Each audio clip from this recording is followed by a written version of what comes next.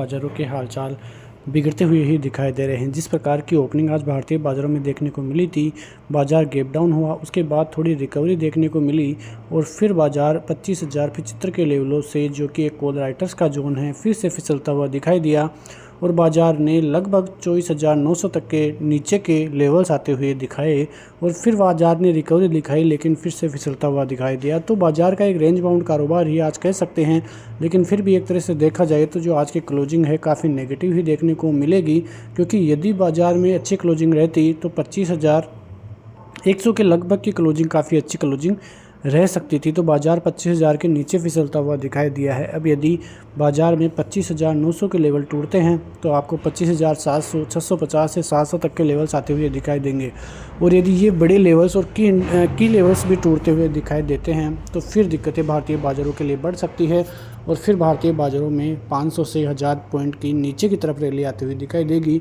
जो बाज़ारों को लगभग 24,000 तक जो है ले जाती हुई दिखाई देगी। तो भारतीय बाज़ारों के लिए अभी भी पैनिक की स्थिति बनी हुई है।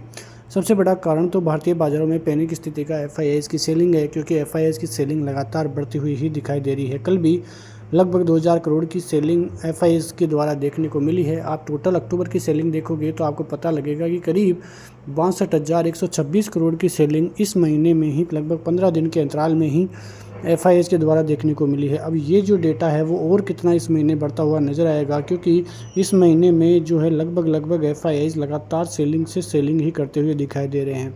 वहीं चाइनीज़ बाज़ारों की तरफ से बढ़िया खबर आने की वजह से एफआईआईज़ का पूरा जो फोकस है वो चाइनीज़ बाज़ारों की तरफ हो गया है। और जिस प्रकार से आपने देखा कि शनिवार के दिन मीटिंग थी जो चाइनीज़ ऑफिशियल्स है उनके द्वारा, और उन्होंने साफ संकेत दिए थे कि एक और बड़ा पैकेज चाइनीज़ बाज़ार लेके आ रहा है। तो यदि वो पैकेज आता है तो उसके बाद फिर हालत ख़राब भारतीय बाज़ारों की होती हुई दिखाई दे सकती है। यहाँ पे आप देखोगे तो निफ्टी में करीब 100 पॉइंट की गिरावट आज देखने को मिली। बैंक निफ्टी ज़्यादा फिसलता हुआ नहीं दिखा। निफ्टी से ज़्यादा स्ट्रॉन्ग बैंक निफ्टी लग रहा है, क्योंकि एचडीएफसी बैंक काफ़ी अच्छी स्थिति में अभी देखने को मिल रहा है। लगभग 1% की तेज़ी दिखा रहा है।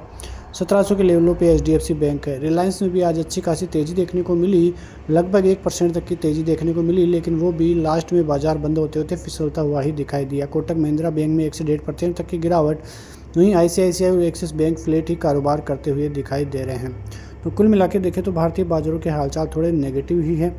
उधर निफ्टी आईटी की बात करोगे तो निफ्टी आईटी में ज़्यादा पेन देखने को मिला है। आज 1% से भी ज़्यादा की गिरावट वहां पे देखने को मिली है। निफ्टी मिड कैप में ज़्यादा कुछ देखने को नहीं मिला, लेकिन सबसे ज़्यादा जो पैनिक स्थिति है निफ्टी आईटी में ही बनी है और उसी की वजह से भारतीय बाज़ारों में बड़ी गिरावट भी आज देखने को मिली है।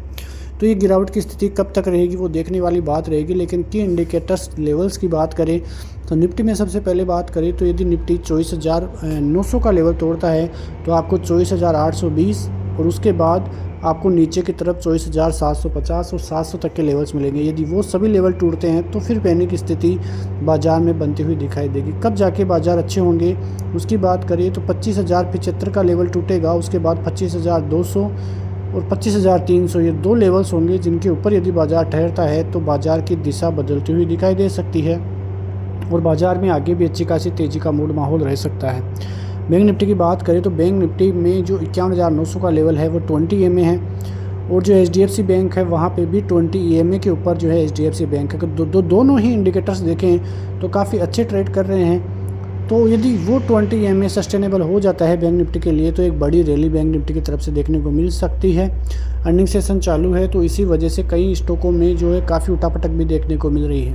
तो आप इंडेक्स के बजाय स्टॉक वाइज फोकस करेंगे तो आपके लिए काफ़ी अच्छा रह सकता है। उधर आप देखोगे तो जो अमेरिकी बाज़ार है वहाँ पर कल गिरावट ही देखने को मिली थी, लेकिन आज फ्यूचर्स की बात आप करोगे तो डाउ फ्यूचर्स में ज़्यादा कुछ देखने को नहीं मिला। नैस्डैक और S&P 500 भी करीब फ्लैट ही कामकाज करते हुए दिखाई दे रहे हैं। तो इंडिकेटर्स अभी सुस्त पड़े हैं, भारतीय बाजार भी अभी सुस्त पड़े हैं, ज़्यादा कुछ देखने को नहीं मिल रहा है। लेकिन यदि बाज़ारों ने नीचे के सपोर्ट लेवल तोड़े तो भारतीय बाज़ारों की हालत और ज़्यादा ख़राब हो सकती है। उधर महाराष्ट्र में चुनाव होने हैं 20 नवंबर से, तो उन पर भी नज़रें रहने वाली है, क्योंकि यदि महाराष्ट्र चुनाव में कुछ उथल पुथल रहती है तो फिर बाज़ारों के लिए नेगेटिव संकेत वहाँ से बनते हुए दिखाई दे सकते हैं। लेकिन फ़िलहाल भारतीय बाज़ारों का मूड माहौल अच्छा है। आगे आने वाले दिनों में भी काफ़ी अच्छी तरीके से जो है भारतीय बाज़ार टिके रहेंगे यदि ऐसी ही ग्रोथ स्टोरी भारतीय बाज़ारों की रही तो। हमें लॉन्ग टर्म की तरफ भारतीय बाज़ारों को देखना है, ज़्यादा चिंता करने की ज़रूरत नहीं है। यदि यहाँ से ट्रेड बनेगा तो अच्छा खासा ट्रेड बन सकता है। नीचे 24,700 के स्टॉप लॉस लगा के यहाँ से लॉन्ग के लिए करीब 25,500 तक के टारगेट के लिए यहाँ पे ख़रीदारी भी कर सकते हैं, क्योंकि स्टॉप लॉस यहाँ से छोटा पड़ेगा लेकिन रिटर्न देखने को मिला तो काफ़ी अच्छी तरक्की भारतीय बाज़ार यहाँ से कर सकते हैं। तो ऐसी खबरों के साथ मिलते हैं नेक्स्ट वीडियो में, तब तक के लिए नमस्कार, जय हिंद, जय भारत, वंदे मातरम।